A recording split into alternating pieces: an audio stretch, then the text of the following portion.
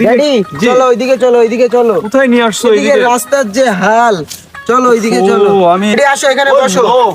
জায়গার যা কাদা অবস্থা। খেত বসা যাবে বসো, এখানে? হ্যাঁ এখানে বসো, পরিষ্কার করে দিছি, বসো। ও তোমাদের গ্রামের চেয়ারম্যান মেম্বার কে? তোমাদের রাস্তার এরকম বেহাল দশা। আমি দিল্লি থেকে এসে আমার মার্সিডিজ ব্র্যান্ডের আমার কাটা নিয়ে আসতে পারলাম না। আহা, এগুলো খেয়াল করে না। এই সাহেব, এই রাস্তার জন্য এদেরকে 10 কোটি টাকা বরাদ্দ দিয়ে দাও তো। ওকে ড্যাডি, ওকে। ওরে বাবা, এত টাকার মালিক আমাদের গ্রামে কোথা থেকে আইছে? এই ছেলে, তোমার নামটা জানো কি? ভাই আমার নাম মুস্তাকিম, মুস্তাকিম। আহা, তোমার পোশাক আশাকের কি বেহাল অবস্থা রাস্তার মতন। এই সাহেব, একে 5 কোটি টাকা দিয়ে দাও তো, কিছু পোশাক কিনে নেবে। ওকে ড্যাডি, ওকে ওকে। ওরে বাবা, 5 কোটি টাকা! আমি তো বড়লোক হয়ে যাব। এই আচ্ছা, তোমাদের এদিকে বিমান নামার মতো জায়গা আছে?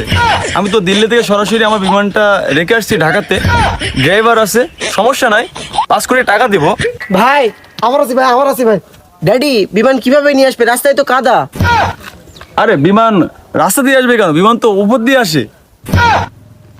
আচ্ছা ড্যাডি, ঠিক আছে ঠিক আছে। আর ঠিক আছে, তোমরা থাকো। হ্যাঁ, আমার আবার দিল্লিতে একটা মিটিং আছে। শুধু সময় দেওয়ার জন্য রোলেক্স ঘড়িটা নিয়েছি 13 কোটি টাকা দিয়ে।